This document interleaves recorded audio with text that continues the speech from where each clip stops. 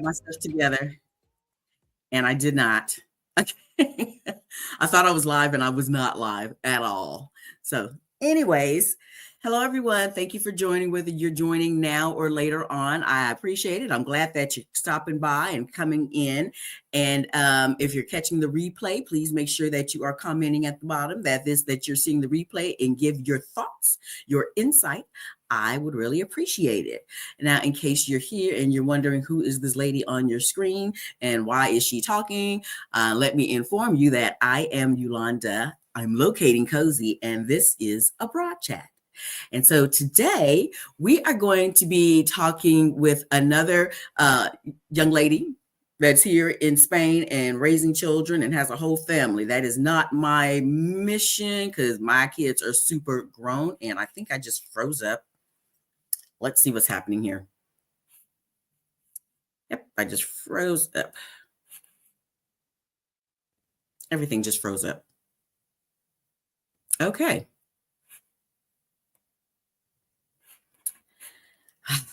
Let's see. Hello. Yes, I just froze up for a while. So, okay, let's try this again. I don't even know how much. So, hey. Hey, girl. Okay. Hello.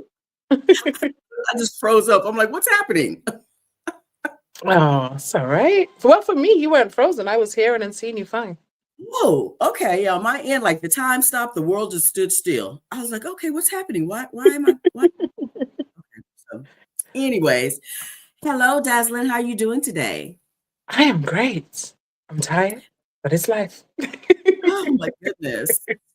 Dazlyn, you know what? I always start. I have a format of how I start, but Okay. I start how I want to. It's my live.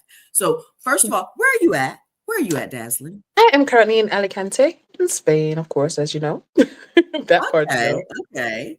So yes, for those coming in, I am speaking with mothers, mothers or Black women that have Mm. young kids or kids that are in school, and talking about what it's like to be raising a Black child here in Spain. So I wanted to start off and just welcome you to my channel. Thank you for coming, and thank you for responding to the call that I put out saying, hey, I'm looking for Black mothers.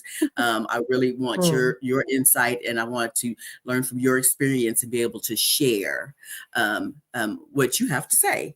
So before we get started, though, I like to start off by asking a couple of key questions. One is, what's going on in your world? Please do share. Not much. It's a chill day. It's Father's Day. Everything is closed. Children are home. So we actually went to the beach and joined some of the community fathers picnic. A lot of the elderly men. Who their children are in different regions. So what we've done in the community is for the abuelos, we have met on the picnic with all the children, and we've gifted and carried. Everyone's carried like a meal or a drink. As you know, in Spain, everyone likes vino. It's always vino time, right? So here, everyone's carried drink. And we've just been on the beach all day. And I was like, I have to go. Yolanda's going to kill me. This is the first time. Oh, you were on the beach and remember. So yeah, but no, it's a chill day. It's been good. Life is good. Well, When I guess this was confusing when you told me about that, and I was like, hold on, because I forgot about any holidays. I don't be thinking about holidays, but Mm, one, Father's Day, because Father's Day in the States is usually on a Sunday in June, if I'm not mistaken. mhm. And so like it being during the week and then actually having things shut down. Like, so Yeah, there's no what's school, the supermarkets Father's are Day here? closed. The only thing open and really packed is all the restaurants. They all have the Father's Day, the menu del dias, the Father's Day menus, and that is the community is out. The fathers, that's something that's like, and I tend Here. to find that a lot of my friends in the Caribbean and back in the States on Father's Day, it's like shout out to all the mothers doing it alone. Whereas here they're really celebrating the fathers and the grandfathers. Mhm. So it's been interesting, but it's nice to see. Well, that's cool. That's cool.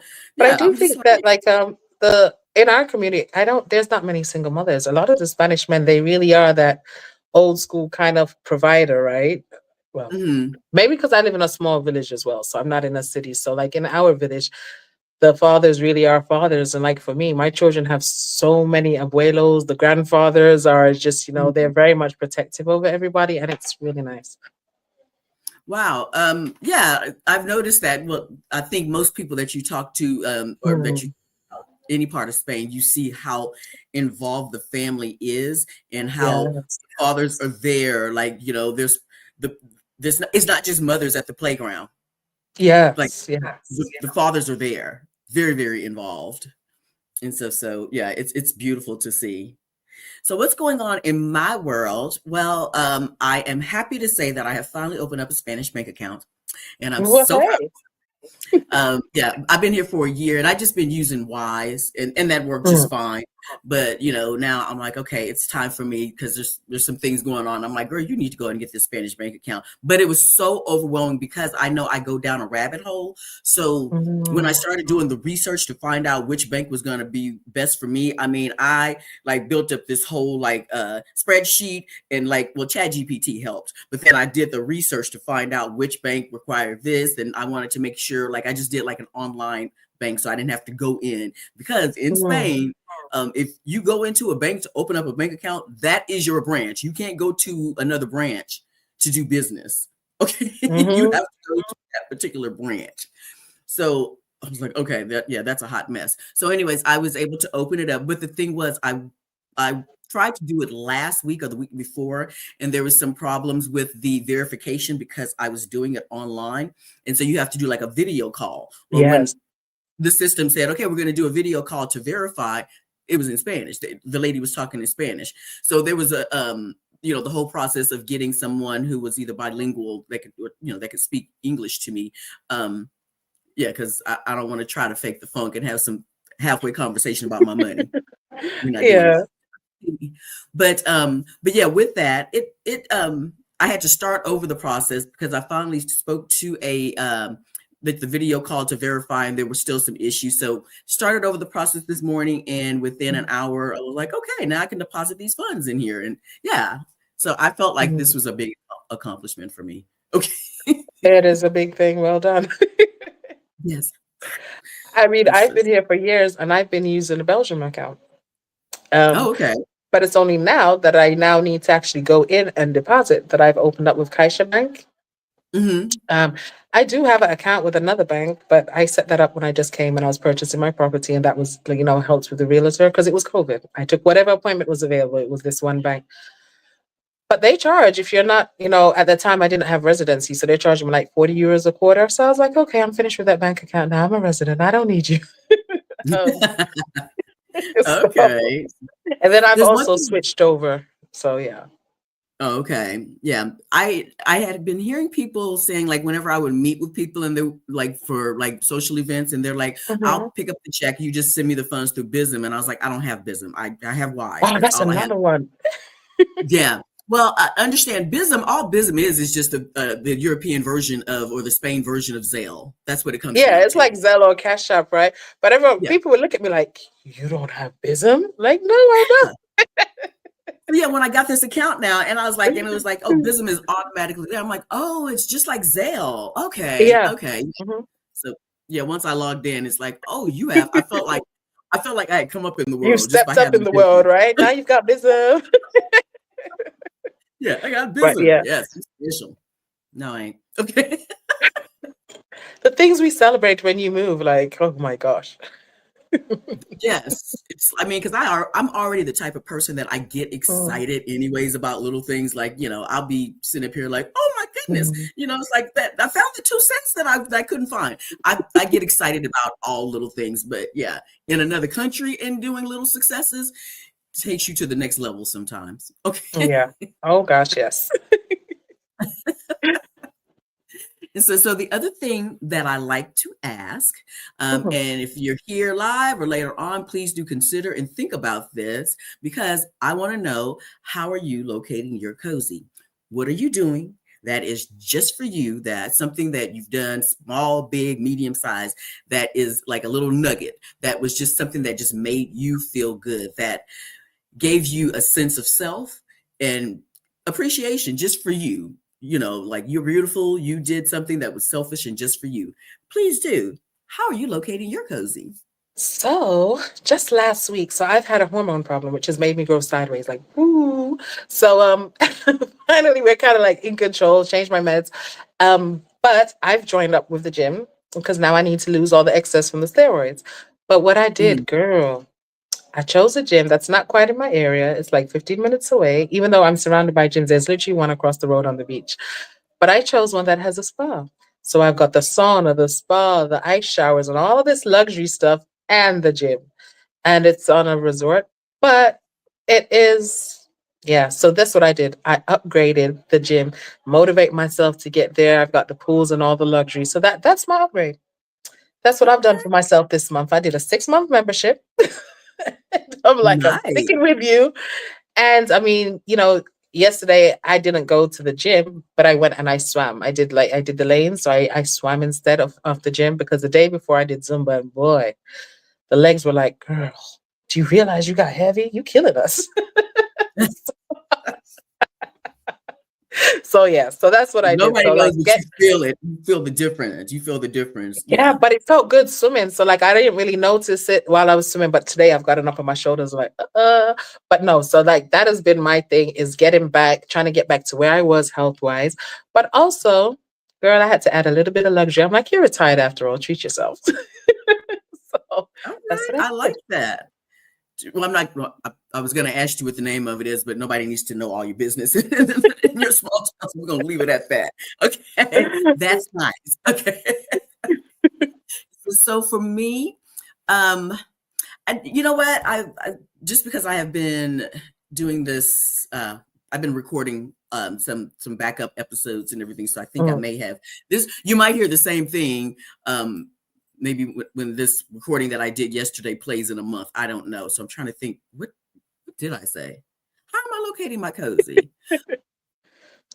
I don't think I have one today. I mean, I went to lunch. I mean, I've been doing things, like last night. I went out to mm, an event, uh, to an Internations event. That was nice. Just meeting nice people. Um, mm, and then, I had lunch with a friend today, somebody that I met like a year ago, and she lives in Madrid. So yeah, just connecting with people. That's it. I really haven't done besides me just being here in Madrid. Why? Just because I wanted to come, so I secured this pet sit. Yeah. And you know what? I will say this today. It was really, really nice because it's been raining. We were just talking about this. So it's been raining since I got here, Madrid, last week. mm, And it's been cold. Oh my God, it's been cold. It was like, well, I mean, I'm on Fahrenheit level, but it's been like in the 30s, like the low 30s the past few. So today it's like 64. And so I had put on this coat when I went to go meet my friend. And by the time we left, I was like, oh, yeah. I mean, actually, by the time I walked outside, no coat was needed. So just to walk around and really just enjoy the sun and the beauty of Madrid, since it's been raining for the past few days, it has been very nice just to mm, do that. And so when I got back, today, when I got back from the lunch, I had to take the dog that I'm pet sitting. I took her out for a walk, and this was like the first long walk that we've been on because it's been raining for the past few days. And mm, snow, well, not snowing. It was snowing in some part of Madrid, but it didn't affect me. But I remember looking at the weather app one day, and it said it was snowing. I was like, where the hell is it snowing at here? What are you talking about? Because yeah. never, I'd never seen it snow in the area. I think since my daughter's been in Mm, Zaragoza, I think she's been in Zaragoza 8 years, and I think it snowed twice. But when it did snow, it snowed. It's like they built a snowman. Okay. So, but yeah, that That's was my something that I'm glad I've escaped. the snow. The snow. Because I was looking at Barcelona and then I was looking at the weather in the year and how many days of sunshine. I was like, I'm going further down in Spain. And so, I was looking and I chose to be in the Costa Blanca for a reason. I wonder if it Mhm. is the weather and the amount of rainfall we have and being on the coast by the beach. Like, I just felt like at this stage, I knew two things. I wanted warmer weather. Um, I wanted a safer environment for my children, and I wanted a beach house. I wanted to be on the beach. And so the region that I chose, and there's certain things that I wanted health wise, and I did limited research. It was COVID, and I was just like playing around, like, where am I gonna go? um, But my area kind of like tick the boxes, when it comes to the healthcare, the classroom sizes, the crime, things like that. And so I just upped and moved. And I moved to an area I've never heard of, never visited, never even heard of No. it until I came. Okay, hold up, just a second, because I'm like, yeah, we're getting in there now, Steph, and I'm ready. But hold on, let me just do a couple of things here. One is I wanted to make sure that I say hello and thank you. Thanks for the people that are coming in. So I wanted to say hello to Cheryl, a PhD. Thank you for joining. Appreciate you. Hello, Aileen. Good afternoon. It's good to thank you for joining. Appreciate you. Hello, Christine, Beijing Alpha 4. Christine, she lives in Zaragoza as Mm. well. So yes. And stuff. So I want to thank you guys again. Please make sure that you like and subscribe. Please, hit the thumbs up, get that notification so you know whenever I'm going to post anything, go live, post anything, say something really intelligent. I don't know, whatever it is. Yeah, do that. Thank you. If you have any questions, put a Q in front so I can be able to see those right away and post that. And if you're watching the replay, make sure that you, share your input, your thoughts about the content we're sharing today and what we're talking about. So, Dazlyn, first of all, I have to ask first, what is the origin of your name? My daughter was like, so where is she from? I was like, it's like, where does she originate from? Because we were digging that name. I love the name Dazlyn. Oh my Is gosh. there a So, story? it's really quite common. Like when you go to like Puerto Rico, it's really quite common. It's like Louise or Claire. So my dad's sides, we were Puerto Rican and Jamaican. I was born in Jamaica myself. Mm-hmm. My grandmother, who was Puerto Rican, she gave me this name. Um, and my other name, Davia, again, is another Spanish-based name. So somehow, maybe that's why I ended up here, back full circle. Okay. So tell us a bit about you. I have a whole list of questions, of course, as always. But can you give me a little synopsis? Tell us for the people that don't know you. So I am a mother of numerous children. So I have 9 biological. I have others that I've adopted, and I moved to Spain. Some of my children are older, so I moved to Spain with 5 children. My youngest being 3 months old. My oldest was 15 at the time when I moved here. I was a former state prosecutor. What else can I say?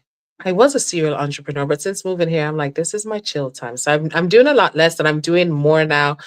I'm more about giving back. So I'm doing more voluntary things. I support women who have escaped, who are moving from domestic violence situations. And I also work with my local authority. So now I am now their migration expert, apparently. Um, so I'm helping with like integrating people that have migrated into our area, helping them to integrate, understand the local systems, what's available, the activities, helping them to understand the school system and various things like that.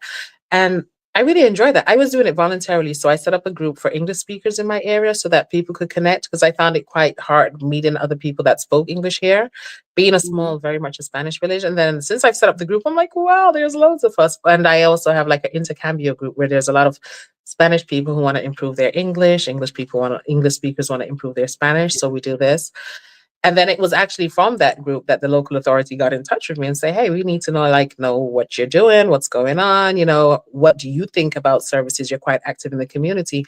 And one of the questions the mayor had for me was like, you're the only Black person who I see. I feel like I know you because I see you at all of the events. You're at all of the sports events. You're at the various, parades and things like that. And then my children are the only children who are now like in taking part in the dancing and that are in the parades for all the Spanish festivals. And so she was like, why does no one else? So I was explaining certain things, the cultural issues, the language barriers, some people who aren't necessarily legal and don't understand the system and how to do things. So thankfully, I was able to give some ideas. They applied for a small budget for me to do a little thing to see if I could integrate the community, which we did with like a reggae festival, and we brought Caribbean music and African drumming and dancers and things like that, and we kind of mixed it up. And then we had a food festival with food from like different cultures that are here that we found out are. So we have quite a lot of Scandinavians and things like that here. They were able to showcase, and that kind of brought the community together a lot. And they saw a huge multicultural background. It wasn't just a Spanish event. And that was really nice. We attracted people from the area. And from there, they went into, hey, would you like a job? I'm like, y'all don't really pay, but All right, well, hold on. Okay, so I'm like, so we just went, you just bypassed the whole thing of how you even got here. So let's go back. I mean, okay, because I'm like, let's go oh way my back. So how gosh. did I get here? So I Okay, got so here. I was okay, hold on. Because you've lived, how many places have you lived right now? How many different places have you lived so far? too many. Okay, top So three, top three. I'm too many. Top three: Dubai, the US, and London. Top three. Okay, okay. How long were Yeah, you in Dubai? just over 4 years. Okay, Yeah. was and then how long were you in the U.S.? Oh, that's been on and off because I went to school there, then I left for university, and I went back. So like that's on and off a few years. Oh, Um, okay. my last stint in the US, I was there for 9 years straight, and then I was just like, I didn't want my children to grow up in the US, I don't know why. Okay, I say so that I with a bit of left and I went to confidence. Japan for a little while, and that was really great. It was a nice experience, really good. And then I just felt like I wanted something different. I was like, where next? So we left from there. We went to London for a little while again. Yeah, then You I didn't did like Dubai London? for 4 years. And then I was supposed to move to Germany during COVID. That was I was supposed to do. I was supposed to move to Germany and, run my bed and breakfast and all of this great stuff. And then COVID happened and they were like, we shut the borders on you. You're not a European citizen. And I was like, my plans. I'm selling my stuff to move.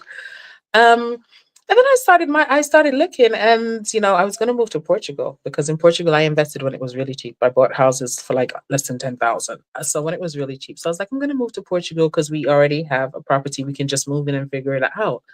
And I can be somewhere warmer. I wanted to be warm, but I wanted my children to have I have always wanted, and that's one of the reasons why we moved from Dubai. I had a perfect life in Dubai, close to perfect as it can be. But I Mhm. moved because of the fact that my children will never get citizenship there. Um, You were telling me about this. Okay, so explain that. What's the I guess criteria to get citizenship for individuals in Dubai? How So does that even the work? child that I had that was born there, she had to get the citizenship that I entered the country with. So she's a US citizen. Okay. So basically she wasn't allowed. So I would have to choose a Muslim name. I would have to convert. She would have to go, and I'd have to keep getting reports that we are taking part in this and that. And we have to do that for 5 years straight, and then she would be able to.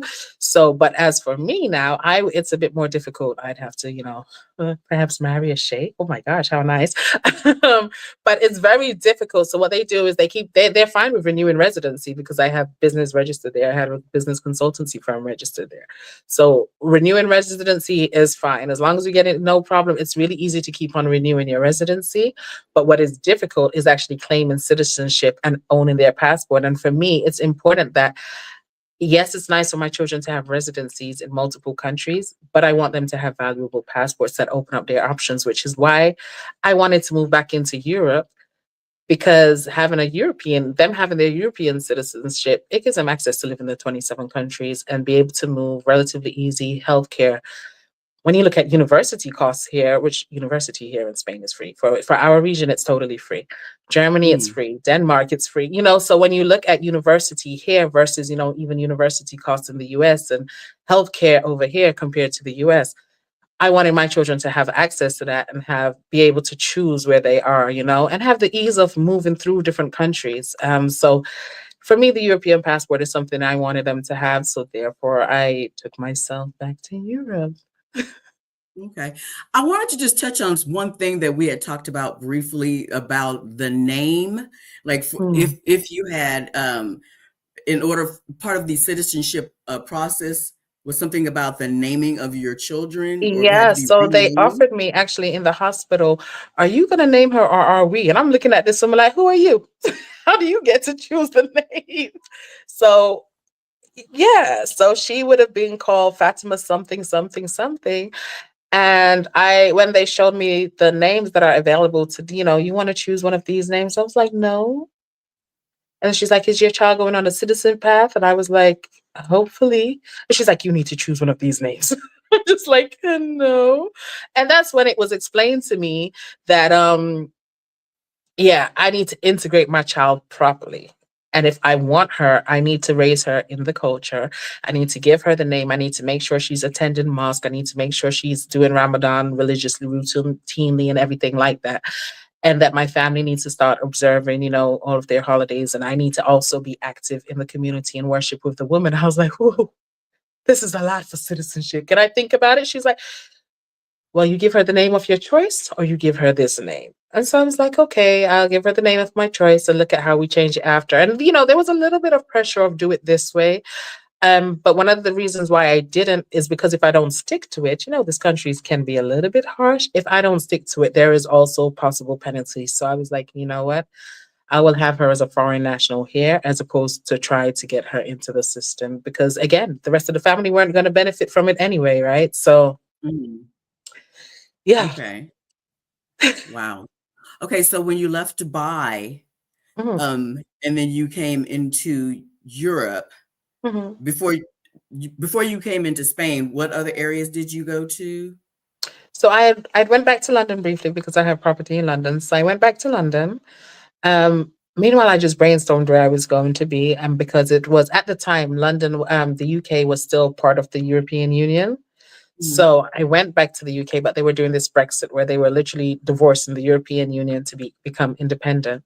And so I was like, well, this was only supposed to be a stop. Meanwhile, I sorted out things like purchasing a property abroad and getting ready. But it kind of made me quicken my steps, right? Because I realized like, oh my gosh, this thing is really happening. I need to get back into the actual EU.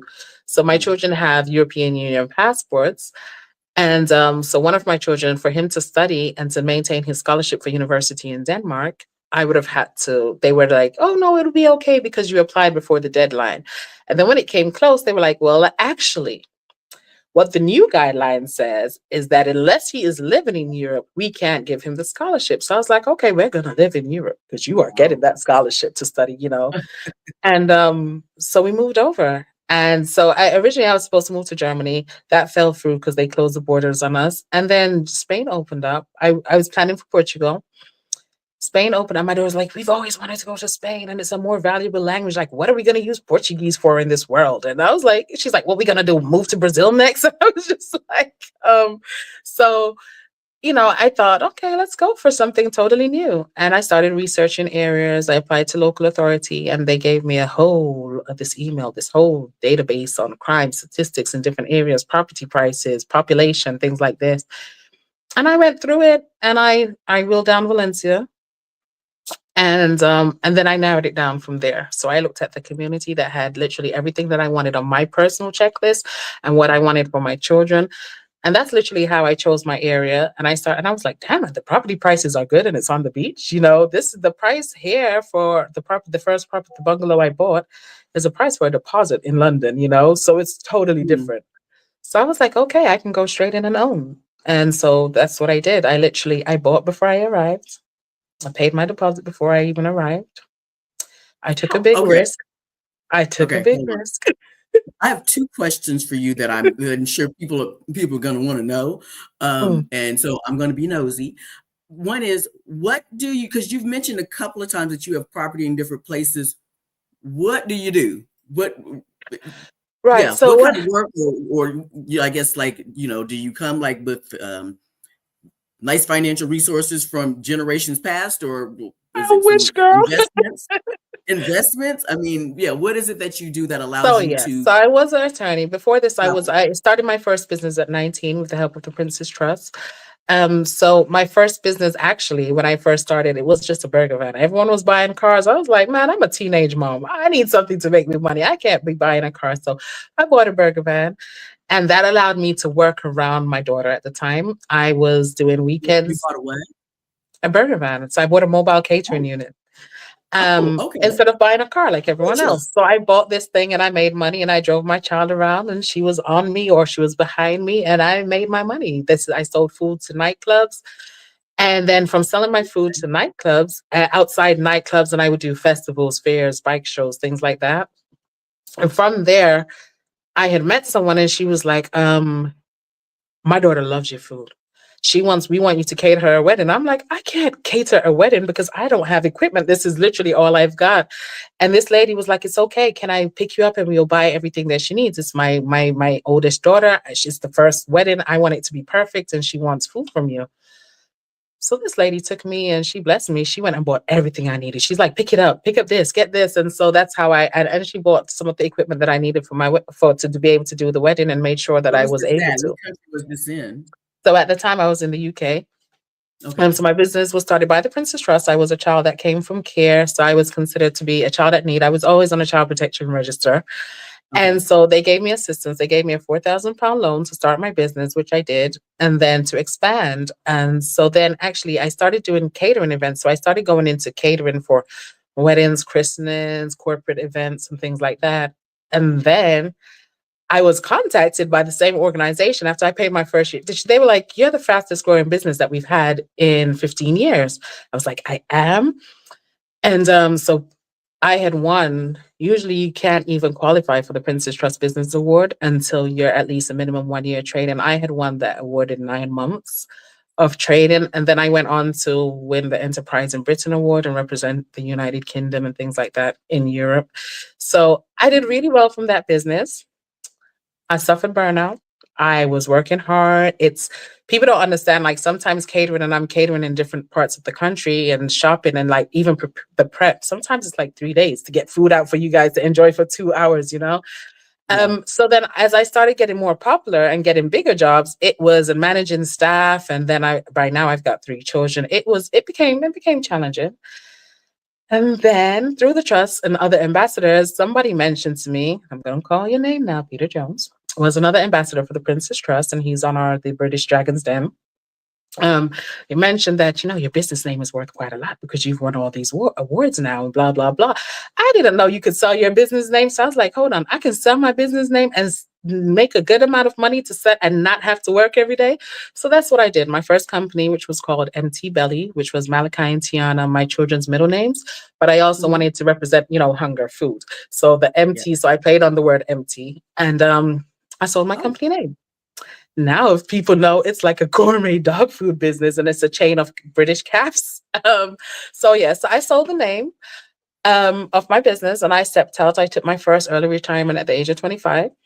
I traveled, I invested, I built. I always wanted to build a home in Jamaica, which is so I did this. I think I started living a very frivolous life because I was like, girl, got money, just spending like stupid things, right? And then mhm. I went to India and I got a very humbling experience. And a lady said to me, what do you want to be remembered for? And I had to realize, I don't want to be the cool girl that's at the parties. And I want people to respect me for something I've done, not for what I have. Whereas I got into this thing of, people treat you differently when they think that you've got money or when they see Mhm. money. And I quite enjoyed it because for the first time, I'm no longer the homeless teen. I'm no longer just the teen mother. I'm respectable now. Yeah. And then I was like, it's true because I started thinking about the connections, and a lot of them were because of finances, they weren't sincere. And so after meeting her, I decided to go into nonprofit. Um, I invested in a school in Jamaica. I started up a farm. I went into agriculture, which is something that my grandfather was always very passionate about. I started doing things that I wanted to and that I had enjoyed, and started actually thinking about creating a legacy as opposed to how can this money make me have fun and how can this money make me look. So I started spending wisely. And then I also took a financial literacy course because I felt like it's something Uh, that I had never necessarily understood money. I understood broke and poor. Being able to pay a bill and not, my knowledge was very limited.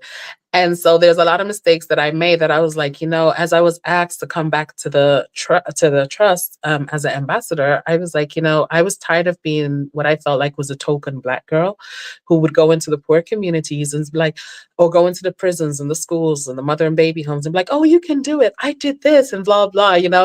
I'm giving y'all a pep talk for an hour and there's no follow on. So I complained because I'm like, some of the other ambassadors, they're going to Necker Island with Richard Branson, who's also an ambassador for the same charity as me.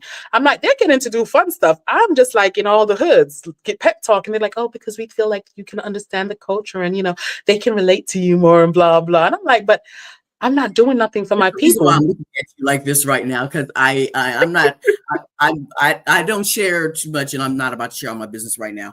But I we're kindred spirits in a way. I'll just say that, because I've been in survivor mode up until I was up in my 40s. I was literally in survival mode. Okay, Mm, so I understand, and I also understand, especially when you come from not having, and you've come from just being on survivor mode, as you were in yeah. your younger life before you started your business, and then all of a sudden, especially as a young woman, that all Mm, of a sudden you're not, as you said, you're not homeless, and you have yeah. this new experience, and you're like, I want to have all, because you didn't have it Everything. before. Yeah, because you I didn't have wanted it my before. pretty, that pretty woman moment. I remember watching it. I'm like, I'm gonna have my pretty woman moment one day. And I said that to my friend when I started my business. She's like, girl, please. You're a teen mom, a business and university. Of course you are. You like a lot of people thought I couldn't do it because I was also Yeah, at university. And one of the things I'd always watch my mother struggle in debt, which is one of the reasons why we work quite often in government care. She just couldn't afford us. She was yeah, living way above her means. Or there was always some rich uncle that was the provider. I was like, I ain't gonna do that. I want to do mhm, everything the opposite. And so my business was a way for me to fund university without student loans, but also to be able to look after my children and work around them because I wanted to be present. But yeah, but I was quite happy to have my moment where I could walk into the stores and be like, hey, I'm buying this and that. And they look at me like, girl, please. And then they see you pull out a black card and everyone runs to you. And I'm like, actually, I don't want it today. yeah. So I did go So you through were this having little, all those moments of growth, but you were having all those moments of acceptance also. But yeah, I love what you said. You said that you actually at one point was taking financial literacy, so you got to yes, learn. A lot of important. us don't have that opportunity or even that wherewithal to be like, you know what? Um, Mm, I want to do this better now that I'm starting to have these yes. financial resources. I want to do it better so I don't blow it. You think about years ago. I mean, I don't. I'm sure it still happens, but you think about the young athletes that came straight out of being the poorest of the poor in their neighborhood, and all of a sudden they got these crazy, contracts to be Mm, star athletes, and there's nobody helping them manage their money to make sure that they're doing right and not just like, doing handouts and improving everybody else that I've made it. yeah. Or the people Yeah. that help you manage your money are the people that are stealing your money, right? You're Yeah. funding their Yeah. lifestyle too.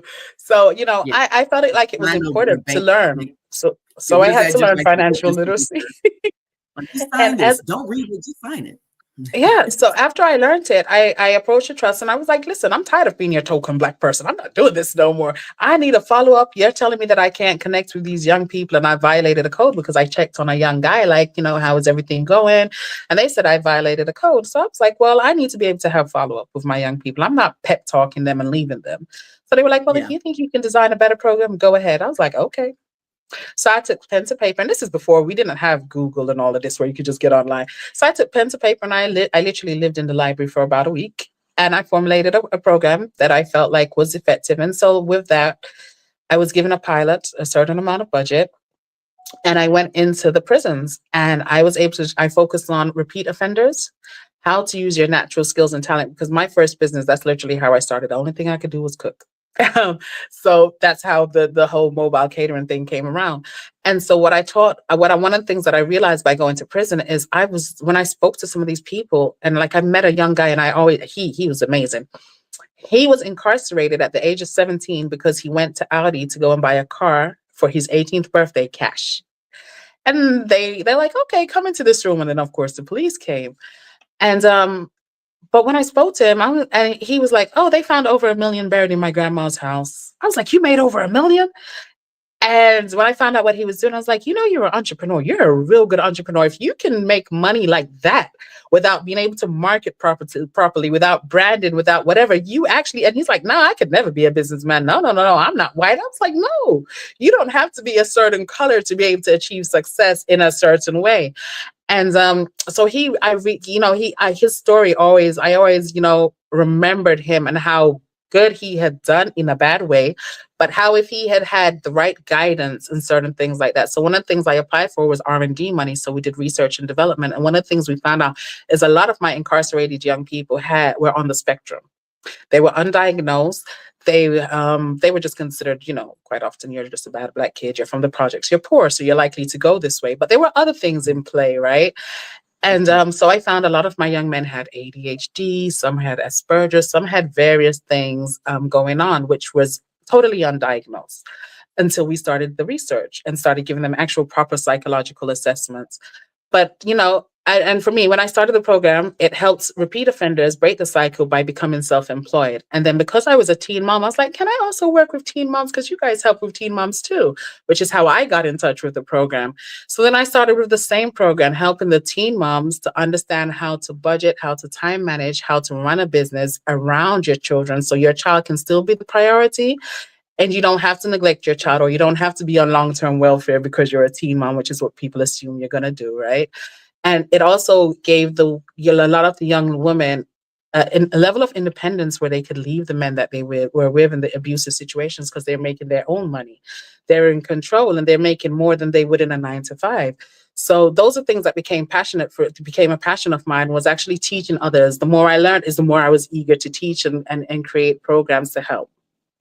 I like that because basically your programs allowed and encouraged our people, our community, the community that you were Mhm. working with, to not become the statistic that society expects them to Yes, become. that we're supposed to be, right?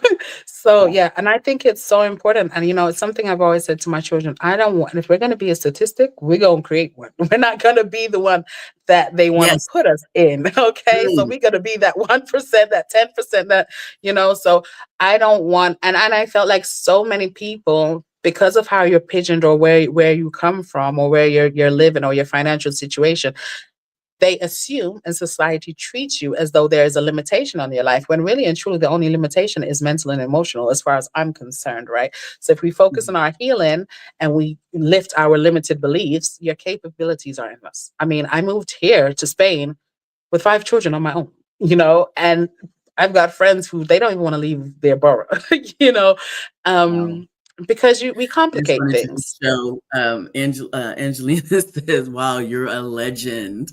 I wish. Not yet, girl, not yet. You're doing great things. You take your knowledge, especially with you coming from some challenging situations, and you're taking Mhm. that. And again, as you gain knowledge, you're sharing that knowledge and you're imparting that wisdom to help others come and rise up to be better versions, the best versions of themselves. I wanted to go ahead and also, like Eileen was saying, that Alicante is like the number one on city list of Spain, Come on, and let me give you a tour. okay, so I wanted to go on to some things as far as you have been bopping around, and you said you have 9 children. You said some are I have adopted, just like I I have don't. 9 biological, yes. Okay, so And I have 5 more. of them, Yeah. yeah. So you have the babies, yeah. You have the babies that you just love and that have taken care of, and you're known as, I guess, mother to many. Well, and I've adopted legally, yes. I've adopted children Okay, who have been at risk and came from a similar background to me, who are also in child protection register, etc. So yeah. okay, wow. And so when you first, right now, when you came to Spain, Mhm. you said it was 5, from 3 Yeah. months to what's the oldest The at the oldest time was when you moved? 15. Okay, and how long ago did you move to Spain, to 5 years, Alicante? nearly 5 years. Yeah. Okay, wow. Okay, so now I remember we talked about your oldest son because he was one living a little feeling very privileged in Dubai, and Too then you went privileged. and moved to Africa. I did. I took him on a humble journey. So we went to Ghana. And he did 9 weeks there. And at first he hated it. He's like, there's no light, there's no water. I'm calling the government. I'm a US citizen and I'm a British citizen. Wait till my countries hear about you. Like he was on one. He For the first was week, he was really he would have put me in jail if he could have. Um, but by the end of it, there was such a change in him that he actually bought land. He actually bought chickens. He realized that, the young people, some of his friends, he met a friend. And this young man's mother, they had one uniform. No, they had two uniforms, but she could only afford to send one child to school a day. So one would wear the uniform and go to school, the others would stay at home. She couldn't afford the taxi for all of the children. So they were literally going to school one day at a time to make it fair. And then as we started speaking, to other people, we realized that some families, they were just sending what they called was a smart child, right? They were just like, oh, there's no hope for Tim. He's got no, he's the dumb one. He has to stay home and Wow. help. So a lot of the families couldn't. So they were choosing which child they would send. And my son felt like, no, they all should go because everyone has the ability to learn. Or mom, can we not send them to trade school? So the idea, he's like, oh, I used to share stories with him about how my grandfather used agriculture to take people out of poverty to help them to become sustainable. So it was like, all that stuff you learned from grandpa, you can't do nothing now. um, and because he had kind of started and his friends started, he bought the chickens and they started selling the eggs so that they could alleviate the pressures from their parents and they can afford to take themselves to school. Um, and so now that's expanded into us having farms there where we have fisheries. We also have farms. And now his father is actually migrated there and is full time living in Ghana and working on the farms and developing them. So now the thing that we're working on now is the rice farms. Because as you know, in Ghana, whoa, they eat rice.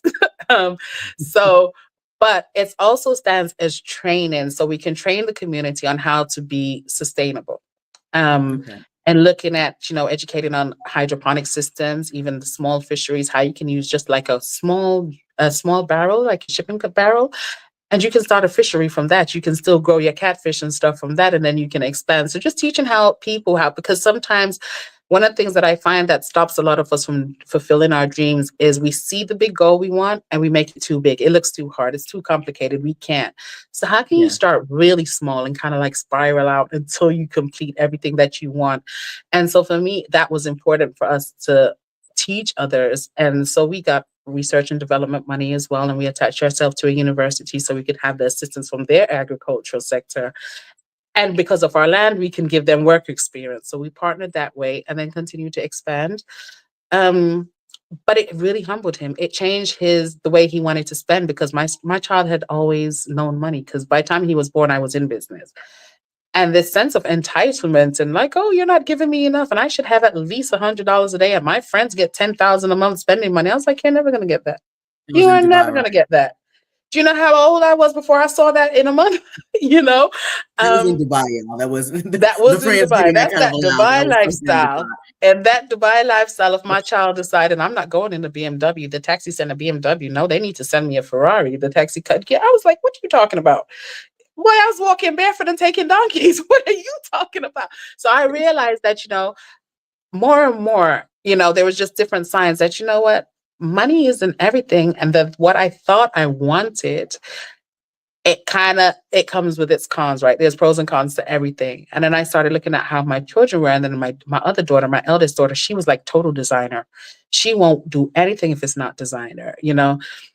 And just looking at that, where I could no longer, like one day I went into Primark and she was like, and I walked to pick her up from school. I went and met her because we are going out for a meal. She's like, yeah, mom, I'm walking ahead of you because I am not walking with you with those bags. And I was like, what's wrong with my bags? Because she was like, no, we don't shop in those stores. You know how we get teased. I'm not going nowhere. And she was like so upset. She went home. And I was like, my gosh, these children are getting out of here and they're going to understand money. So I'm like, how are you learning so much about financial literacy and you're in prisons teaching people? You're teaching corporate clients because now I'm doing business consultancy for other corporate companies and individuals.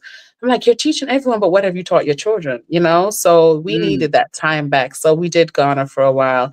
I brought them back to basics. I took them back to agriculture, which is where my grandfather started my understanding of business because I would watch him grow, nurture, and feed the community from it, but also give employment. And he used the money from the agriculture to start up his schools and hospitals and things like this. So I was like, we're going back to basics. And so, yeah, so that was a really important thing for me to give all of my children that experience. And then after that, we went to Jamaica for 9 weeks as well. But I really feel like they needed that balance. They needed to remember that, you're 2 steps away from poverty. And I started taking them out to feed the homeless with me because I was homeless. And that's something that I had always continued doing was going back and feeding the homeless. But I wasn't necessarily doing it with the children. They would like say, Mom, can we give this person money? And I'd say, yeah. But I started making them talk to because I realized in my older children, they started getting really snobby and looking down on people. I'm like, no, we don't do that. So as I started taking them out, feeding the homeless with me in the night and praying with them, they would be excited, like, oh my gosh, did you know this person was a journalist? Did you know that this person is this? And realizing that, these are normal people right? Just like us. Mhm. And they came from good positions. So it's not, and they started understanding and realizing, the importance of understanding how to manage your money, invest your money so that you can have a sustainable life. Um, yeah, so that was also a very important thing for me, taking my children out, which everyone's like, why would you take them around those dirty people? I was once one of those dirty people, right? So, Wow. but it was really Okay. important. So now when you moved to Spain, your son had his reality check. How old Yes. was he when you moved to Spain? Was he the 15-year-old at that So point, or when was I he moved to Spain, he was 21? 15. Yes. Okay, Um, okay. He had already had so, that experience of the humbling before that. oh, yes, yes. Okay. And So when you came to Spain and you got settled and you have mhm. the youngest five, what was what was the well, okay, first of all, you said you got a house. So did you buy a house or Mhm. you are renting a house? Okay. So how did you go about finding a home that you liked? Was there I like was an agent that you were working with? How did that work? Yes, I was online. I had gone through several agents asking questions, and they got fed up with me. Like, yeah, this girl ain't coming nowhere. It's COVID, and but I was asking questions. I did a lot of research myself, and as I did research, I realized that a lot of these people were trying to dupe me. I'm like, no, actually, isn't this what I need to do? And aren't you supposed to do whatever? So I became difficult, and then I met one realtor who I just felt like, I don't know, my gut was just like, whoo, you could trust this one. And so I worked You with did him. your vetting. You did your Yeah, vetting. Yeah. yeah, so Okay. I did a little vetting, and sometimes one thing I have learned is to trust the power of a woman's intuition. I trust my intuition, so I'm like, if it's off and it's not telling me, and it's saying, I listen to that, and I pull back. So with him, I felt like, ooh, go. So that's what I did, and I trusted, and I sent the deposit to take the property off of the market until I had arrived and viewed it. But I did work with a realtor then, and yeah, I have bought now without a realtor, just doing, bank owned properties and things like that. So one question is, did you have your own attorney? No, Did Yeah, because I'm like, because so I want to make sure that people understand her experience is this is Dazlyn's experience. I'm in no way saying that this is how you need to do it. do not Okay. do it. This I is don't Dazlyn's recommend it journey. because Spain, it's very, you have to be very careful. But I didn't have an attorney here. However, I did have a short list of people who were in the area that I had already, gone ahead and Googled. Um, and then when I spoke to the realtor, he's like, oh, actually, I do work alongside this company, this person. You can check them out yourself because I know you're going to. And which is what I did. I checked them out. And I decided to partner with this lady to represent me within regards to, me taking the property off the market and handing over the money and making sure the contracts were okay. And because of my background, I was like, listen, I need this, I need that, and I need this added. So I told her how I wanted. Thankfully, I had some legal experience. So I was able to tell her what I wanted amended and added as well. And thankfully, the family that I was buying from agreed to my terms. And so I moved over. So I paid on the Tuesday, the deposit on the Tuesday, and I booked my flight as soon as I paid it. I was like, I gotta go. And we moved literally one suitcase each. That's all we could carry. So we took one suitcase each. I was like, listen, pack your favorite outfits, pack your favorite sheet, pack your favorite whatever, and clothes, things like this we can buy again. And the children were like, oh my gosh. Because at one point we were planning to move with our stuff. But then because of COVID, the company called me and they were trying to charge me like triple what they had originally quoted because they said, when my guys come back, we now have to quarantine. So you need to pay me for them being out of work. So it's like, well, for that price, I can buy new stuff. It's just furniture. So I decided to leave Mhm. everything. We took one suitcase each and we moved. And so I paid on the Tuesday. I booked our flights on the Tuesday. We moved on the Friday. And I was just like, I'm going quick because my experience with other countries, because at one point I wanted to move to Thailand.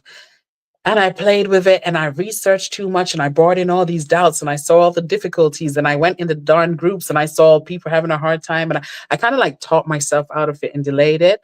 And so one of the things that I've learned from myself that works is, you know what, if I have an idea, I have to follow through before the doubt sets in because once that doubt sets in, it slows down progress. So I Mhm. have learned to eliminate it by taking precautions, doing some research, and actually just putting steps in place. And I'm just like, I'm a prayer warrior, so I'm like praying, God, you're with me along this way, right? So I wouldn't have had the idea to move here if I wasn't supposed to be there, because you could have told Melissa to move to Spain and you didn't, you know. So I just went with Mhm. it before the doubt crept in. So was there a child like when coming to Spain? I'm just gonna like I'm pet sitting y'all. So Mo over here is acting a fool. Like, why are you not Come here, talking to me? come here, Mo. Okay. So, anyways, I don't know why Mo is like barking right now. Oh, here. I got treats. Anyways, okay. Here, dog. There you go. Enjoy. Excuse me. So, was any of your children the one who had the hardest time and who had the easiest time with the transition to Spain? The easiest was a baby because she didn't know nothing. But I think definitely the teenagers were a bit like, but because they had moved before, they were okay. I mean, I had a 23-year-old who was like, I am not moving. Matter of fact, I'm going back to Japan. That's where I see home as. And I was like, okay. And I'm like, I don't want you over there where I can't. Well, when you were my age, you already did this and you already did that. So what you mean I can't move, you know? So that child was just Mhm. adamant. I'm not going where you're telling me. I'm going my path. It's my Yeah, turn. it's time for their own journey, their And own that path. broke my heart. I was like, going to the other side of the world. But I had, Girl, really? I I'm sorry. What? was just like, how dare you leave me? But and so I realized, actually moving, I had a 19-year-old who was like, I'm not going. I'm gonna stay in London because I'm doing well as a visual merchandiser. I'm doing well as a personal shopper. I've just started my business. I'm not moving to go to Spain where it's uncertain if I'm going to get clients. And she's like, Mhm. no, I'm buying a house next year. I'm staying here. And so, as I discussed it with children, my older children had made their choices of what they wanted to do. And I came with the younger ones. And my 15-year-old at one point wasn't going to come. It's like, I'm staying with my daddy. And then last minute decided, you know what? I'll come and see what it's like just because you always say we don't know until we try. So I'm going to try. Mhm. And so what I did, I actually booked her a 1 month return ticket and she didn't want to go back. You continue to share. I'm going to go ahead and do something with the wonderful Miss Mo over here. Okay, so I'm going to go off screen for just a minute because I'm like, That's right. anyways, So, continue. yeah. So I think with children, like children are adaptable. I think a lot of my friends have used their children as I wouldn't say excuse, but the reason why they can't because they're like, oh, my son's in school. How will they settle in? And children are so much more adaptable than us. It is us that come with the fears, right? Children, just like a child would just get up and climb a tree, and we're just like, oh, it's dangerous, So children are so much more adaptable, and it is so much easier for children to learn languages before the age of 10. So, and that's one of the things I do believe that if you are going to move your children around and it's a country that does not speak the same languages as you, it is best to do it while they're in primary school age because a lot of people don't realize how easy children adapt and they settle in and they take excitement and they're sponges. They want to learn new things. So I have never, to be honest, I've never really had an issue with moving my children around. And some people are like, oh, they need a stable life and a stable home. But as I look at my older children, how independent and how confident they are, because my oldest son just moved to Johannesburg, to set up his tech company.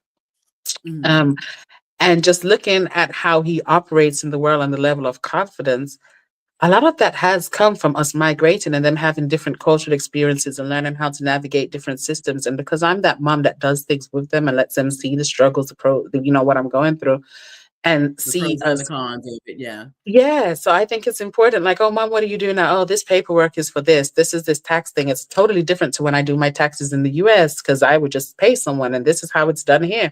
For example, in Spain, if you're self-employed, you're paying every month. Like I have every month fee. So just explaining certain things as I'm going through it, as I'm learning, I'm teaching my children. And for them, some of them have gone back to their favorite country that they previously lived, and some have just decided I'm choosing a whole new country. And I think it's given them that level of confidence to enjoy and experience the world without fear is something that's a gift that I could have never packaged for them in other ways than making them live it. I have to say, that's one thing that I did not learn. growing up, at least in my childhood, and for most of us, it was like you be seen and not heard. You're not supposed to have big Yes. opinions. Finances and things were not truly discussed, Mm. with kids. And that's something that I did the same thing with my kids. Like they knew, like, I don't think they really knew how poor we were. Okay. Mhm. But when I think back on some shoulda, coulda, woulda, I would have been more transparent about the importance of sitting down. Like I never sat down with my kids and say, okay, here are the bills for this month. Here's like Mhm. what the income is looking like and all that. I didn't do that, and that's one of the regrets. I mean, now my kids actually they're actually the ones that taught me and helped me to open Mhm. up and understand the trend about finances, and really sitting down and understanding and being honest with yourself, and actually Yeah. it's helped me a lot, and that's partially why I'm where I am today. But um, not allowing, in my opinion, not allowing kids to, not sitting down with them to help them kind of understand what finances and bills and understanding all that, it can truly be a detriment for the Mm. kids' futures, because then I just remember Oh being yeah.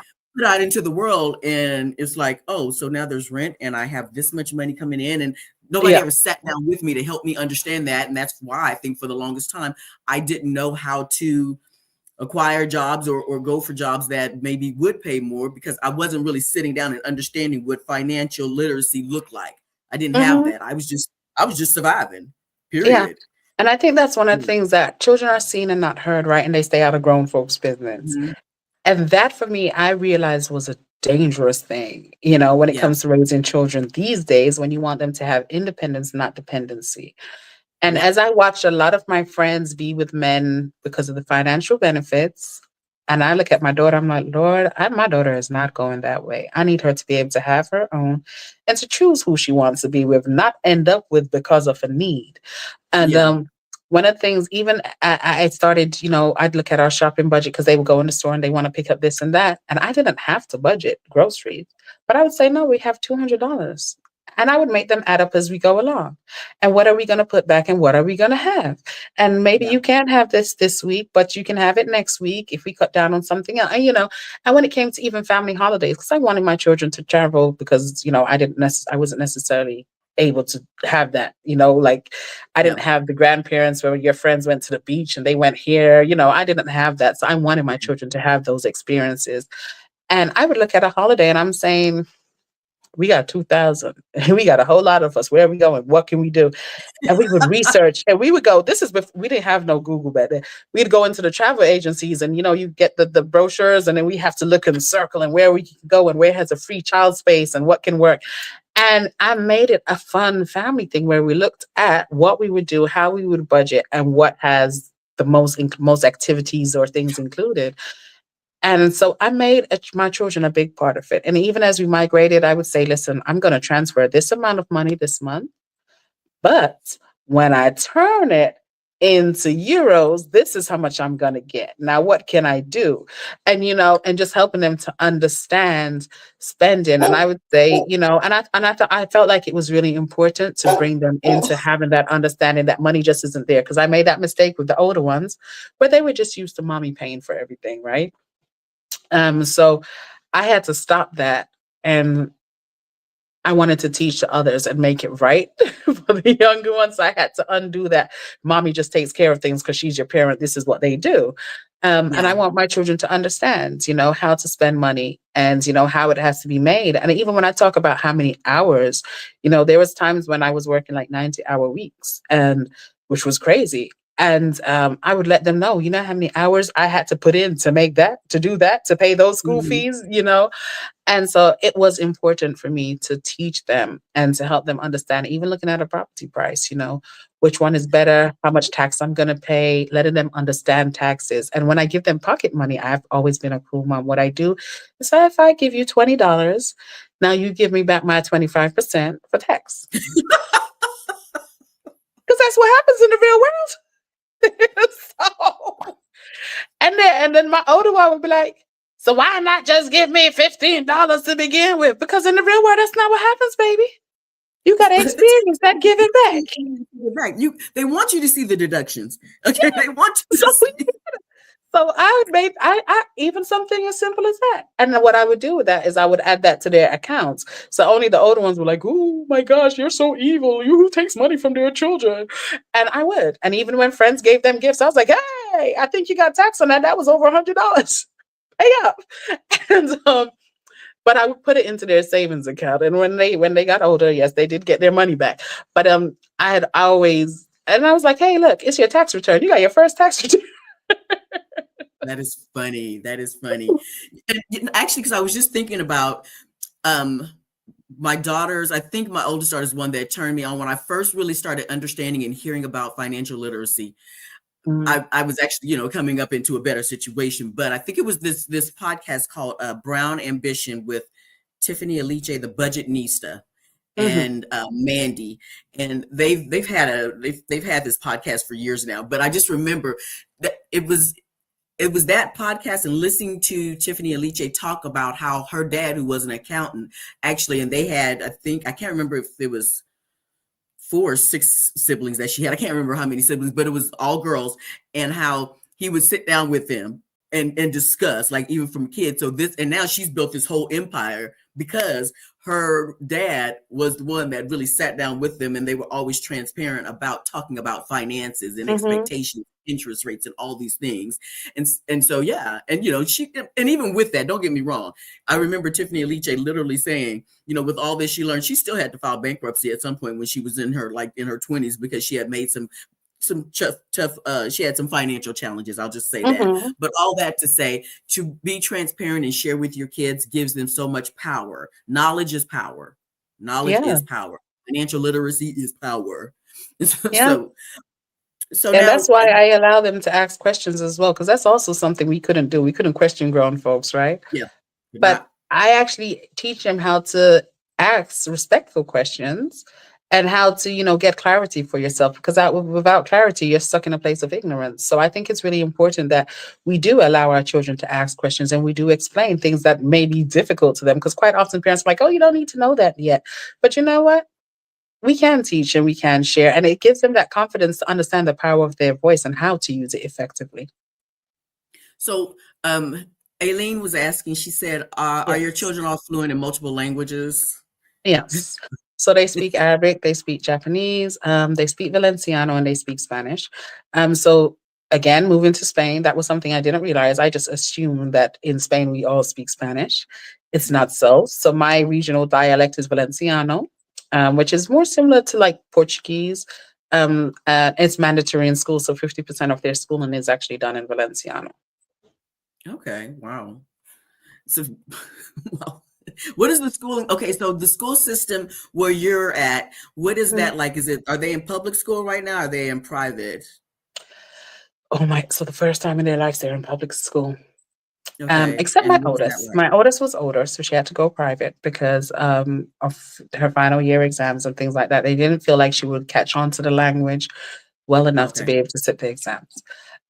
So she went to, but I chose Spanish private, um, which is okay, for me was much better because in the international privates, it's very clicky. The German girls hang around with the Germans, the French hang around with the French, and because the parents are also hanging around, so the children are very clicky. And my child is a butterfly like me, just like talk to everybody. So did a month there, wasn't really happy. So I was like, okay, well let's try the local private, and so much cheaper and so much better, and was really happy, and she really thrived there. And now she's actually working with our civil guard, and she's the first person of color to work with our local civil guard, and she's the youngest person. And so for that, she was on the news here, and she feels so proud. But if I had sent her to an international school, she'd never had that opportunity to be hmm able to enter the civil guard system at this age. Um, and so that's been amazing. But they are in public, and they have. I mean, I had a 9-year old when I moved here who every day she had a tummy ache, her head was hurting, she couldn't go to school, someone bullied her. There was always an issue. hmm And here she came and she starts crying when it's holiday. She's like, "Mom, we don't have school for 2 weeks." I'm like, "Why are you crying?" And she's like, "Because." And the teachers, I think because we live in a smaller village and the teachers live locally as well, Even on Mm. summer holidays, they would call me and like, I'm going to the beach. Can I see my children? Or I'm near here. I'm at this cafe. They're very much involved even outside of school, in which for me, the first time the teacher called me, I was like, That is wild. Yeah, because in the US, if a teacher calls someone, can they come like have dinner and have some lunch with us? We'll be like, CPS, what? Why are you calling? What? so for me, it was like so weird. And I remember the first time I said to the teacher, yeah, but I'll come with them, because it was just so weird for me, right? I'm like, is she gonna do some secret assessment, or is she gonna ask them what's going on in the Black girl household, or And You're creating all the narratives. yeah, because it's so weird. And then, so I go with them, and she's like, oh, I miss you. And they're all hugging their teacher, and everyone's all happy. And that was it. She carried snacks, and it was literally just a beach day. Mhm. And it's now the norm for them to go out, and we're partying with the teachers, because we have. And one of the things that I love here in Spain, that I really love, is when I just came here and COVID was over, and I saw children out in the streets at like 10, 11 o'clock in the night. I'm like, why aren't they in bed? What the hell are they Yeah. doing out? And it was shocking because, in England, even if I had a meeting late and I'd picked up my children from my mother-in-law and I'm going home, people would look at me like, look at her with her kids out late. It was frowned upon. Whereas here, one of the things that I do love is, in our community, one of the things that can happen is, for example, if I left my children over at Yolanda's house and Yolanda's man touched my daughter, I get charged and can be sentenced to the same amount of time as him. Did you Wait know a that? minute. Back Because up. I Wait a gave you minute. my child to abuse now. I neglected that child and put them in a dangerous situation. So I'm also at fault. So this is one of the reasons why here parents socialize with their children. So most, like a lot of the restaurant bars, the bars that have an outdoor area, the children are allowed to stay outdoors. Mhm. So we take our children and party with them. In our community, a lot of our parties will be on the beach. We have beach parties, all night parties. Again, they're family events. My nightclub down the road is all glass. So in the summer, what you will find is the parents and the grandparents are inside and the children are on the beach outside. Yeah. Well, yeah. And the That's guardian possible. Yeah. and the Guardia Civil are just like playing with the children on the beach, because we don't. Well, in my community, we don't have that much green, but so the crime. So the police and stuff will be outside playing with the children, and we're partying inside. So Yeah. I've learned now that, oh my gosh, and I understand it, because there's always that struggle, and because I have come from this abusive background, I don't leave my children anywhere, which just meant that I couldn't Yeah. do a lot of things. Whereas since being here, because I'm able to take my children with me, socialize with them, their friends are there, I can see what they're doing, I can see who they're hanging with. They're dancing over there in that corner, and I'm over here. And it has been so much better when it comes to, even like as my oldest have grown up, that relationship with teens, because it's not them going off and doing secret things like we all did when we were younger. They are here. We're seeing. They're not running off and smoking behind a building. They're not whatever. They're out here, and being in a smaller village, there's always someone watching. Like I remember one time a police officer called me and she's like, I see your daughter up here. She's with some boys, and two boys and a girl or whatever. And I was like, yeah, she went to the library. She should be eating a meal and coming home. I was like, what's she doing? He's like, okay, she's eating a meal. Just making sure you know where she is. And so it is nice that there is that type of involvement. If it's raining and I'm going to school, the police are like, can I take you? Want me to help you and take your children to school? I'm like, no. No, the first time I was like, oh, hell no.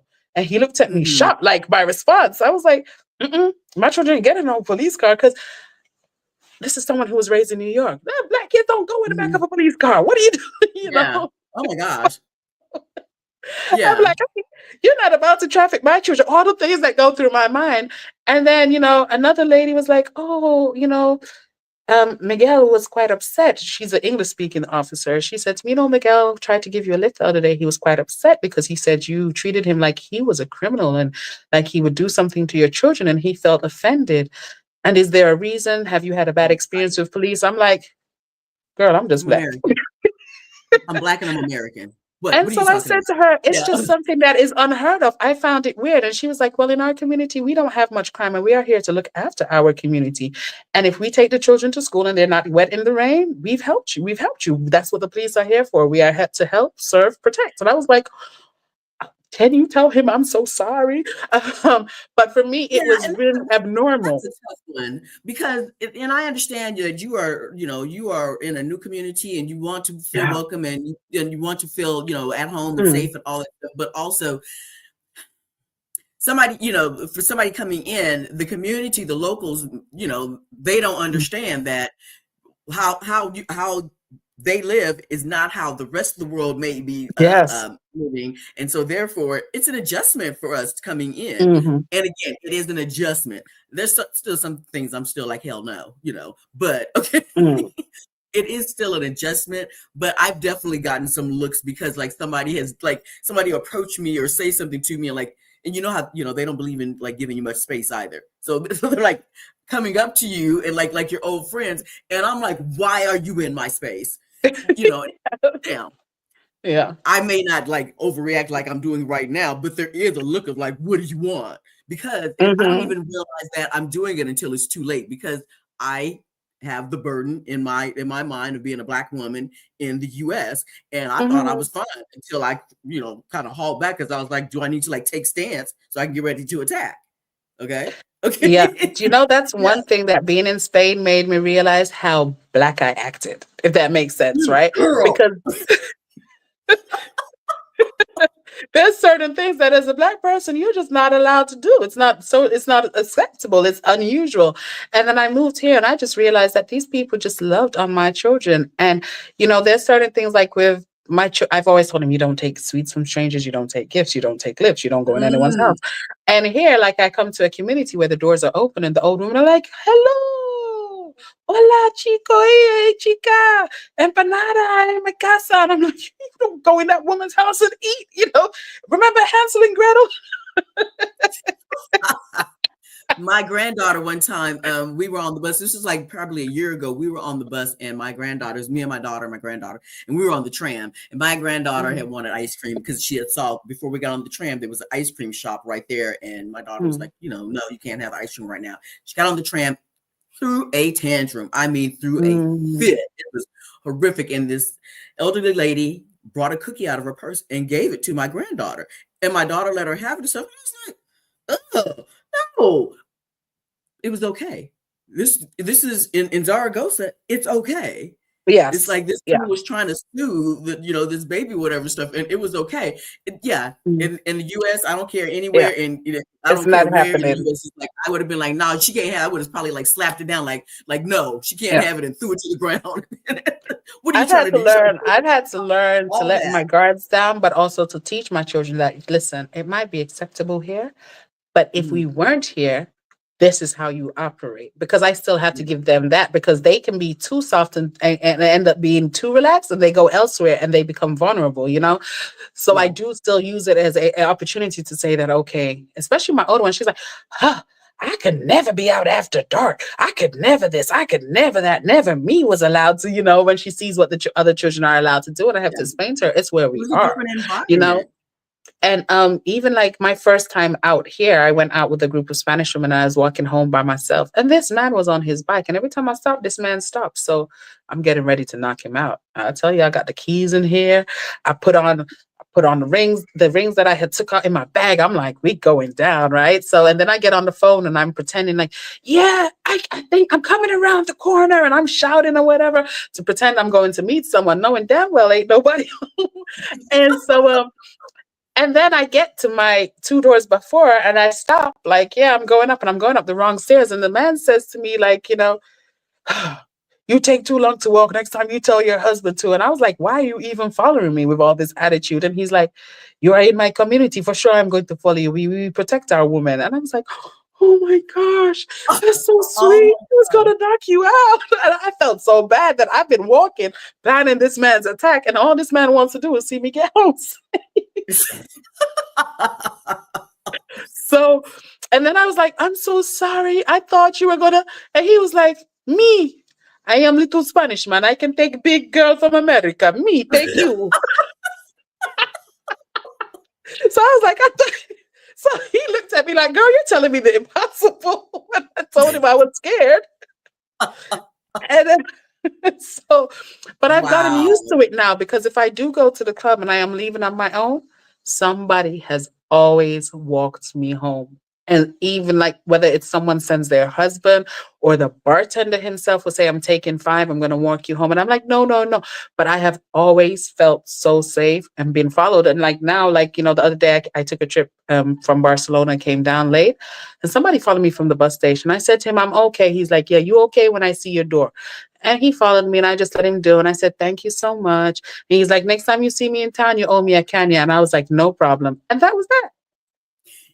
Just okay. So something funny. What was that the other day, Sunday night, when I was out here in Madrid? Okay, and I was out, and again, I'm still a safety person. Don't get me wrong, Mm, but little things that I'm like, girl, let it go. So I was talking to a gentleman here at I was at an Inter Nations event on Sunday, and we were mm, talking, and I was telling him like the area that I'm in right now, which is Tetuan, and I was showing him the area, like the name of the park. I was trying to pull up the name of the park that I'm by.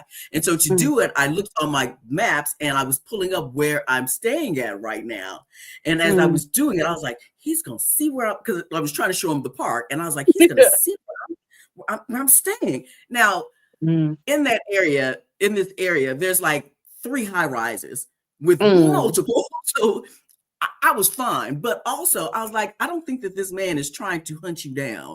Okay. Yeah. It was just conversation because he was saying that he lived over here and he was pointing at the area that he lived in while looking at the Mhm. Google map.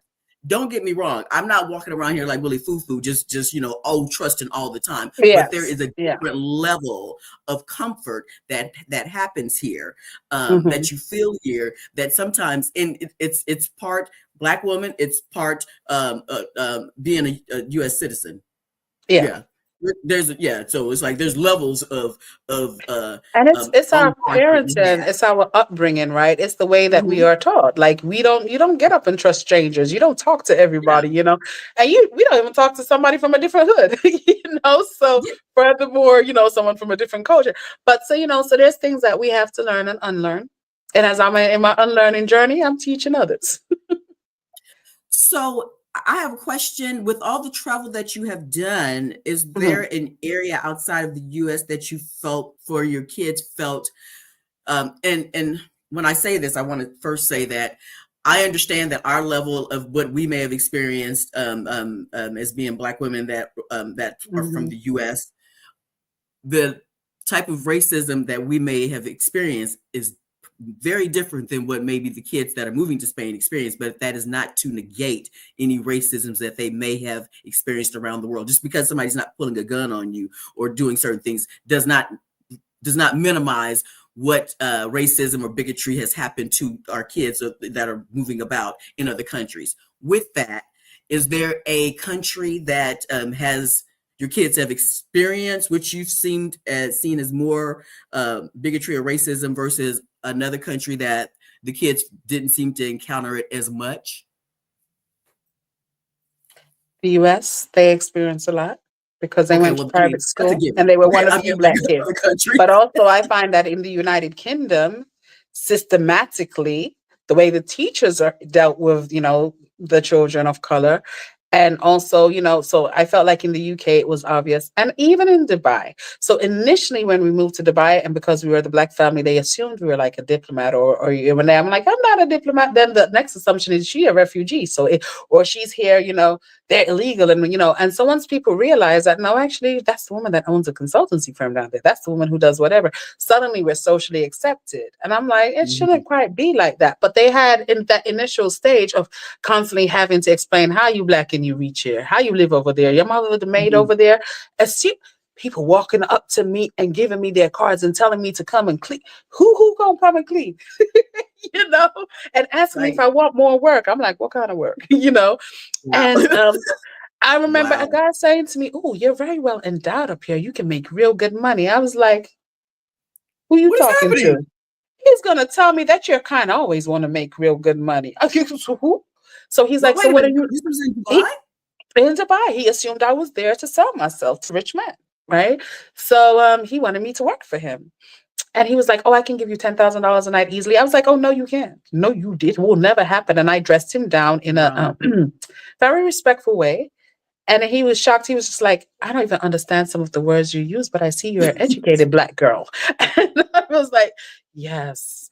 And I So I hate had that because what I hate about it is that they think that you're a one-off, like you're an anomaly. Like, yes. So there is yes. that shock, like, whoo. Mhm. And I had that a lot there. And then I think so every country has brought difference. You know, we spent some time in when we spent some time in South Korea, it was just like, wow. And they would touch us to see and rub our skin to see if we were going to change back. And because they hadn't seen Black people in person, Yeah. and some had never even seen Black people on TV. So it was just like, I remember a child asked me, like, planet do you come from?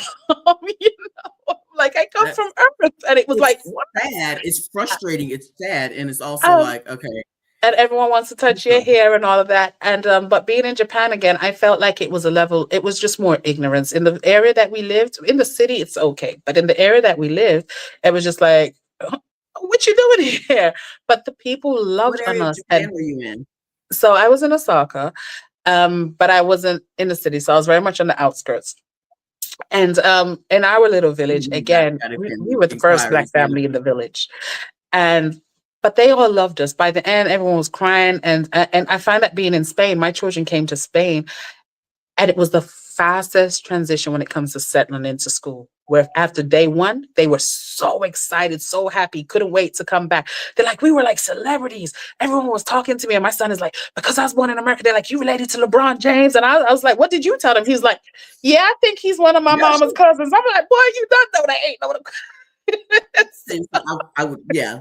Let's create a narrative. Let's create a narrative. So like, Sure. and they're like, "Can you play basketball?" You know, they want him on the basketball team. He's like, "I'm on the basketball team on day one because I'm Black." And I'm like, "Oh my gosh!"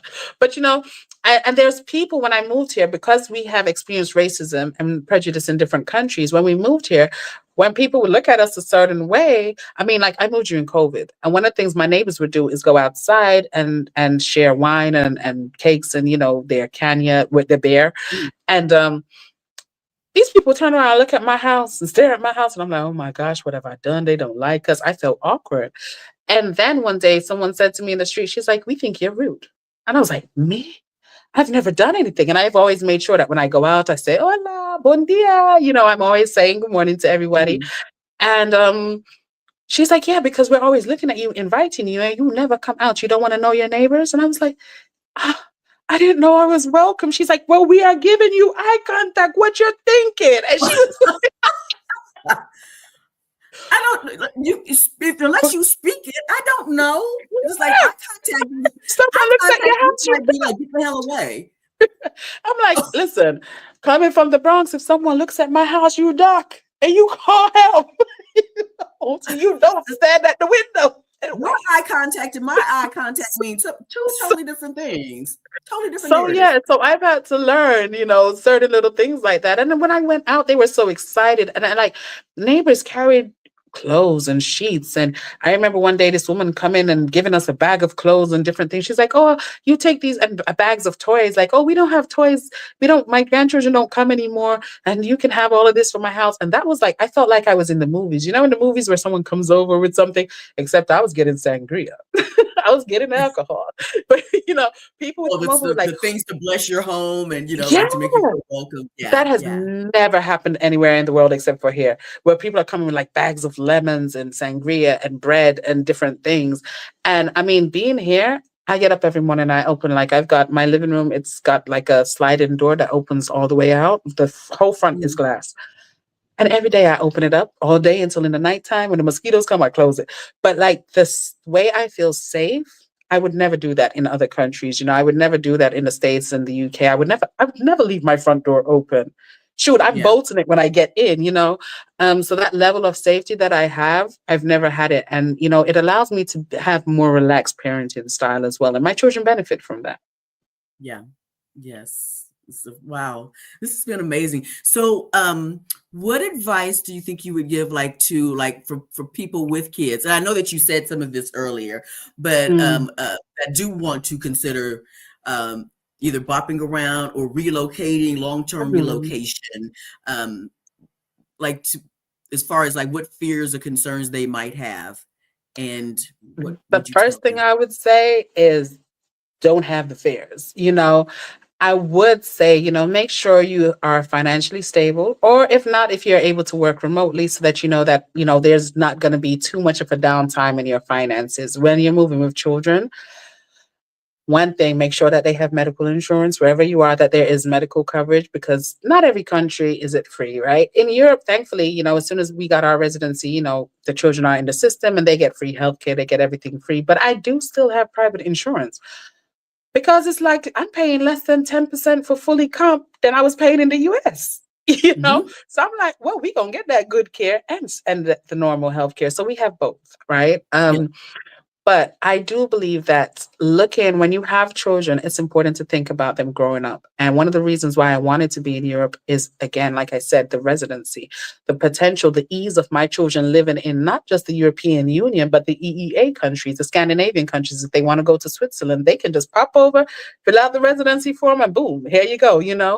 And Hmm. giving them that flexibility to live in 29 different countries, why would I not? The power in that passport, the ability to Hmm. go to university for free, as opposed to starting their adult life in debt in the US with these crazy student loans that ruin your credit before you've even started living. Yeah.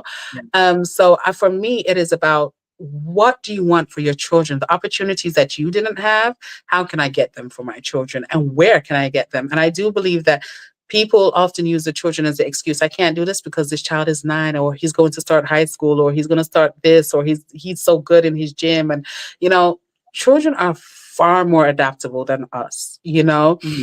But not only are we doing something that gives them different cultural experiences and can make them stronger in life, it does make them more independent. They do learn resilience. They learn to become more adaptable by being moved around, right? Then if you keep this, like, I look at them like, like if you have Play-Doh and you just keep it in that tube, it's just in that form, right? It's just in that cylinder shape.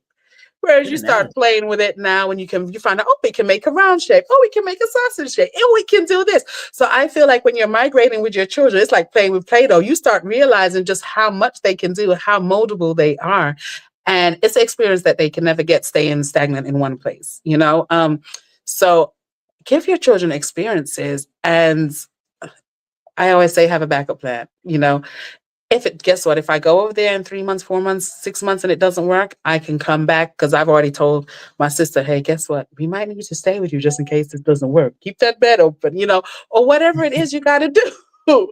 um, but I would say I find a lot of people just go before the doubt sets in.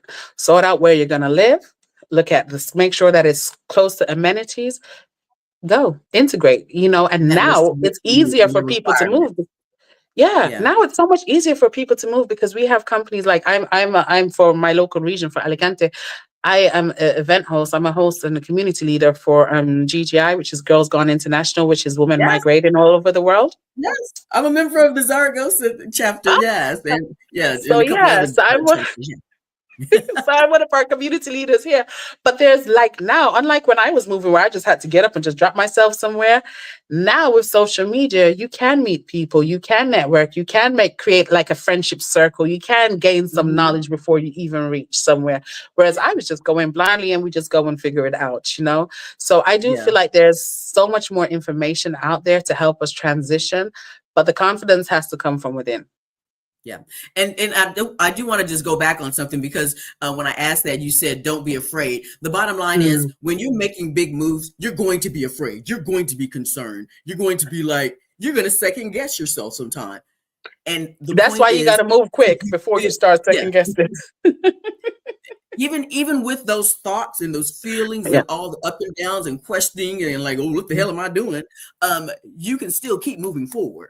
If you Yes. know in your Yes. heart of hearts that this is something that you truly want, whatever it is in life is something that you truly Mhm. want, even with the second guessing sometimes in the back of your brain and something just saying like, girl, what you doing? And stuff, you can still keep moving forward through it. Mm.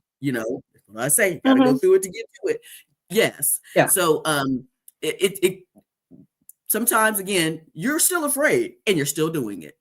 Yes. That's all there is to it. And, Yeah. and I think that's the important thing, because when your children see that and they see how you navigate things, they learn from just that experience. So I do believe that if you have children, me personally, I believe that it's absolutely beneficial to not just move, but to actually give them the experience of living in a different country, and giving them the benefit of learning a different language. God forbid my children grow up and they're unemployable for some reason. They can always be a translator. They can always, there's always something because they have an extra language, they can Yeah. teach a language. At least even that in itself is a skill and a potential job opportunity. So, I think in terms of setting our children up, there's nothing wrong with giving them the opportunity to live abroad. I think it's a priceless gift. I just wanted to go into the comments really fast. Aileen says the amount of times I've said or what just by you talking about Alicante and about this whole experience just makes the appeal of Alicante even better. Okay. And then Yeah. Organic Levin says, I'm looking forward to moving to Malaga later this year. Okay. I'm so excited for you. I'm so happy for you. That is awesome. Is she That is moving really with great. children to Malaga? I don't know. Yes. I'm Organic Levin, curious. please tell us what's your situation. So I'm going to be a little nosy and say, what is your relationship status? Are you married, separated? It's what do they call it? It's complicated. I don't know. Oh, it was complicated. So we had a good break for like literally a long time. And now we're back together. So I got engaged in October. So it's back. Okay. We're just new and fresh again. So we had a big engagement and vow renewal in October. So yeah. But we're currently not So living he's together here with full you. time yet with my partner. Yeah. So we're not living together full time yet because he has his factories and business that he's running elsewhere. So we're in the transition for him. I'm trying to fix his business so that he can step away and stop babysitting it. But yeah, I actually, to be honest, I love the time apart and time together. Time apart and time together. I love to do me. So yeah, I think I'm not one of those women where I need to live together 24/7 to feel supported and loved and all of this niceness. So I quite love how things are. Yeah, I'm weird. I just love children. Once I got children around, I'm happy. Everybody's journey is different. That's what we're saying, Right? right? Because So my sister's the opposite. She's like, man, I can't wait till they go. Why are you taking on people's kids every day? and again, this is why, with all the videos, especially since I've started interviewing, and I started interviewing Black women on my channel back in late September, early October. And I feel like there's a story in there for somebody. Like if you haven't heard your story, if there's an interview that I've done that you can't relate to yet, hold on, it's coming. Okay. Yeah.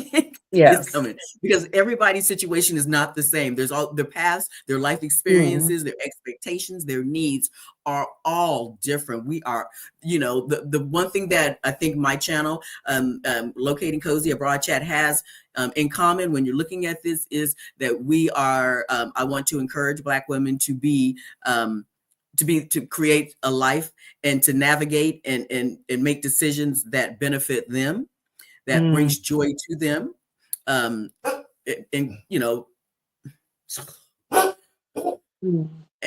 doesn't have a dog. Maybe you don't need to be pet sitting right now like I am with the dog in the background acting a fool. But come here, Mo. Come here.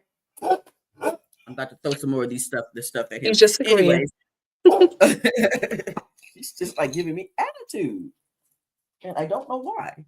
Anyways, the dog has literally been quiet the whole time. Okay. So do you know another thing about living here?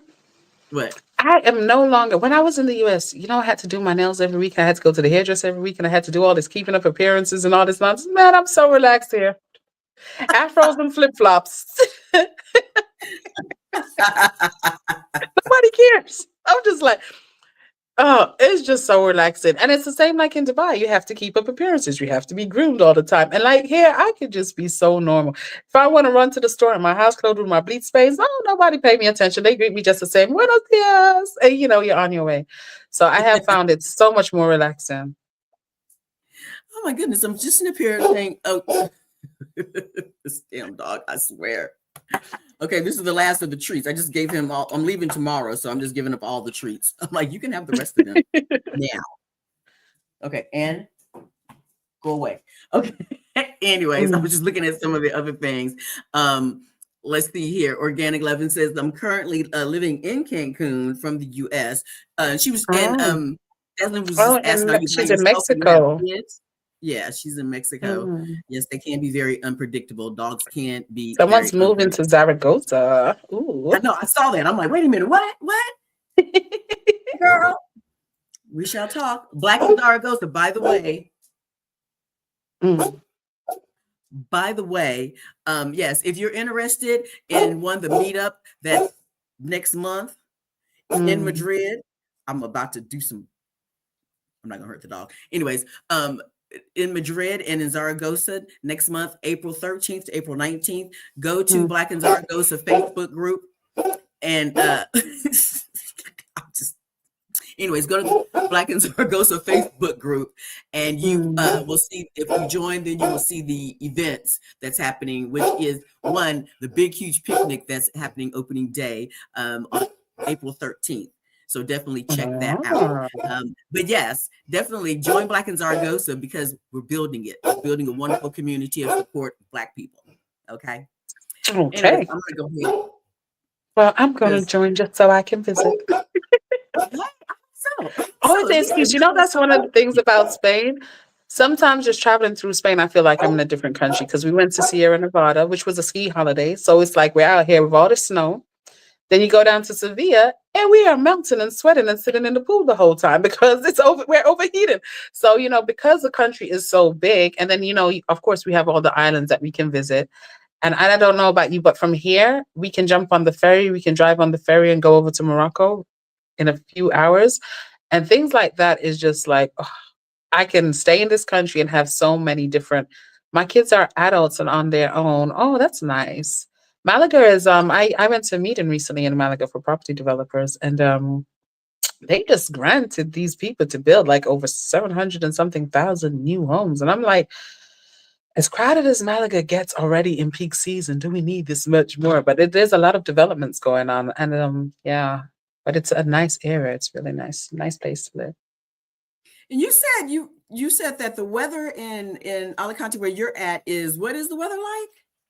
So we are sunny pretty much all year. At the moment, so like our winter, I think our coldest day so far this winter was like 45 Fahrenheit. And it was freezing. Girl, I didn't come out of my house. I was in my house with my heating on. And that was just one day. And then the next day it went back up to 62. And I was like, okay, I'm defrosted. So like our winters are pretty mild. I mean, December, January, I've been wearing like a denim jacket, a hoodie, a sweater, but it's not like cold weather. However, so when I go to Barcelona and Madrid, I'm like, where's my coat? Where's my gloves? I'm freezing. So it just again, it depending on the type of weather you want. I feel like that affects where you move to in Spain because different parts have total different weather. Yeah. Okay. Yeah. Well, Dazlyn, I do want to say thank you so much for hanging out with me. Yeah, we went way past my hour and 15 minutes, and that's okay because we've had a great time. And I really, really appreciate hanging out with you guys. And please do. So you are not big on social media, because I was like, what all do you got? She has her Facebook. Yeah, I How have a Facebook, but I'm not I mean I'm on TikTok. I'm probably on TikTok more these days. This is just watching what the young folks are doing. But I'm not a big social media person. I'm not necessarily marketing myself. If anyone does message me or wants to message me for info or help, I'm okay with doing that. I'm not selling any services. If I can assist you for free, I will. Even with my migration services, again, that's government she funded. didn't say So that. She didn't say that. Okay. There's a difference. There's a difference because I do things for free all the time and stuff just because I want to help build the community and stuff. But yeah, don't yes. blow up her with DMs asking questions and stuff that you really Don't need to blow get an up with attorney. too much, but if there is something in specific, then yeah, it's not an issue. But yeah, I think it's important that we just encourage each other, especially as Black people, to be bold and move out. Have tourists when it gets overly crowded. So yes, we have tourist season. It depends on where you are in Alicante. I'm in a small fishing village, so I chose a fishing village that doesn't get too crowded.